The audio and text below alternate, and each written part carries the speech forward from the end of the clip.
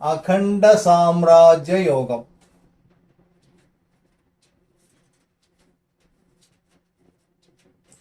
അഖണ്ഡ സാമ്രാജ്യ യോഗം ആ പേര് തന്നെയുണ്ട് അത് എത്രത്തോളം കേമമാണെന്നുള്ളത്. ആദ്യം ഒരു നമ്മള് രാശിചക്രം വരയ്ക്കുക.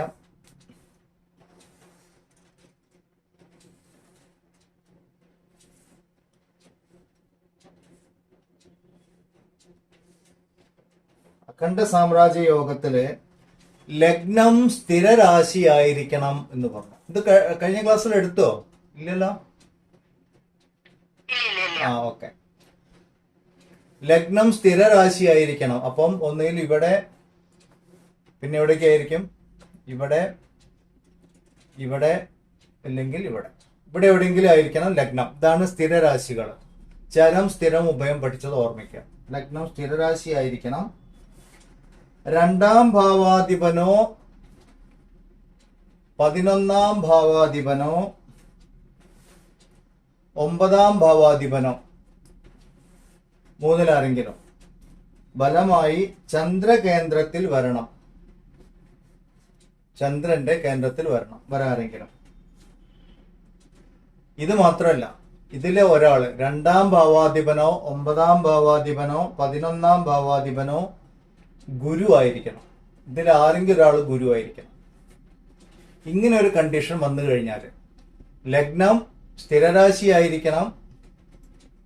അപ്പം ഈ 4 സ്ഥലത്ത് എവിടെയെങ്കിലും ആയിരിക്കും എന്നുള്ള കാര്യം ഉറപ്പായി. 2, 9, 11 ഭാവാധിപന്റെ കേന്ദ്രത്തിൽ ചന്ദ്രൻ നിൽക്കണം.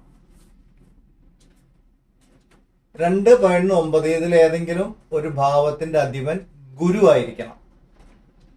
ഈ കണ്ടീഷനിൽ വന്നു കഴിഞ്ഞാൽ അഖണ്ഡ സാമ്രാജ്യ യോഗം ആയി. അഖണ്ഡ സാമ്രാജ്യ യോഗം എന്ന് പറഞ്ഞാൽ ആ പേരിലുള്ളത് പോലെ തന്നെ അധികാരം, സമ്പത്ത് എന്ന് പറഞ്ഞാൽ ഭൂമി സമ്പത്ത്, ഭൃത്യസഹായം, ഇതൊക്കെ ഒരുപാട് സേവകരുണ്ടാവും, ഭൂമി ഉണ്ടാവും, അധികാരം ഉണ്ടാവും, ഭൗതികമായ ഐശ്വര്യങ്ങളൊക്കെ ഉണ്ടാവും. ഇതാണ് അഖണ്ഡ സാമ്രാജ്യ യോഗത്തിന്റെ പ്രത്യേകത. സംശയം, ഈ 2ാം ഭാവാധിപനോ 11ാം ഭാവാധിപനോ 9ാം ഭാവാധിപനോ ബലവാനായി ചന്ദ്രന്റെ ലഗ്നകേന്ദ്രത്തിലോ അതോ ചന്ദ്രൻ ലഗ്നകേന്ദ്രത്തിലോ നിൽക്കണോ? എങ്ങനെ നിന്നാലും ഒരേ സ്ഥലത്തേ വരുള്ളൂ. കേന്ദ്രങ്ങൾ എപ്പോഴും പരസ്പരം കേന്ദ്രത്തിലേ നിൽക്കുള്ളൂ. ഇതിൽ ഏതിന്റെ കേന്ദ്രത്തിൽ ചന്ദ്രൻ നിന്നാലും ചന്ദ്രന്റെ കേന്ദ്രത്തിലായിരിക്കും ഇതെല്ലാം. ഒരു എക്സാമ്പിൾ വെച്ചിട്ട് വിശദീകരിക്കാമോ? നമുക്കൊരു മോഡൽ ഇപ്പൊ വരച്ചു നോക്കാമല്ലോ. സ്ഥിര ലഗ്നം, ഇടവ ലഗ്നം ആണെന്ന് വിചാരിച്ചോളൂ.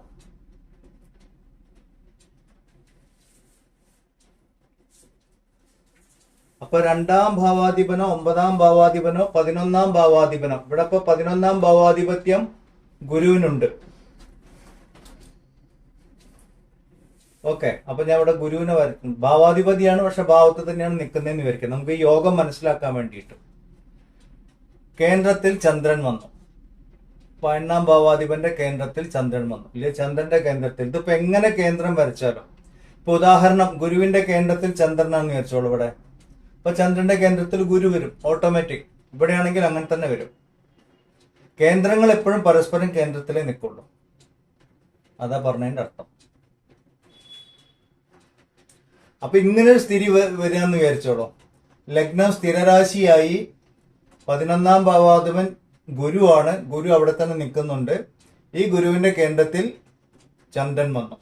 ഇനി ഈ ഗുരു ഇവിടെ വരികയാണെങ്കിലും 11ാം ഭാവാധിപൻ സ്വക്ഷേത്രത്തിലാണ് നിൽക്കുന്നത്. ഞാൻ ഇവിടെ വരയ്ക്കാൻ കാരണം ഇവിടെ അഷ്ടമായി. അപ്പൊ 8നേക്കാളും നല്ലത് 11ആണ്, കുറച്ചുകൂടി ബലം. അപ്പൊ അത് കാരണം അവിടെ വരച്ചു. അത്രയേ ഉള്ളൂ. ഇങ്ങനെ ഒരു പൊസിഷൻ കാണുകയാണെങ്കിൽ അഖണ്ഡ സാമ്രാജ്യ യോഗം ആണ്. ഈ കണ്ടീഷൻ എല്ലാം ഫുൾഫിൽ ആയി.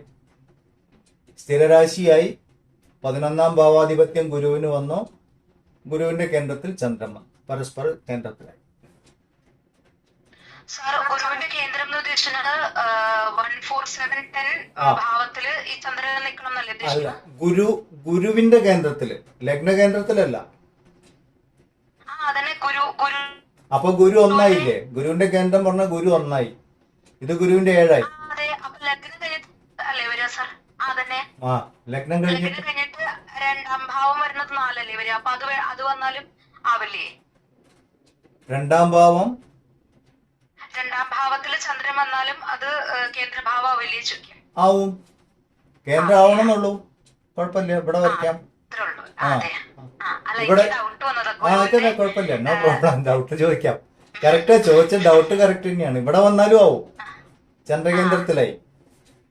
അതേ ഞാൻ പറഞ്ഞത്, ഈ ഗുരു ഇവിടെ ആണെങ്കിൽ ഇവിടെ വന്നാലും കേന്ദ്രമാണ് പറഞ്ഞില്ലേ? അതായത് സാർ ഇവിടെ ലഗ്നത്തിന്റെ കേന്ദ്രത്തിൽ ചന്ദ്രൻ വരണമെന്ന് ഒരാവശ്യമില്ല, ഗുരു വരണമെന്നും ആവശ്യമില്ല. ഇല്ല, ഗുരുവും ചന്ദ്രനും കൂടിയാണ് കേന്ദ്രത്തിൽ വരണ്ടേ. ലഗ്നം സ്ഥിരരാശി ആയിരിക്കണം. ലഗ്നം പറഞ്ഞിരിക്കുന്നത് 2.9 ഭാവം കണക്കാക്കാൻ വേണ്ടി 3 കണ്ടീഷനുള്ളൂ.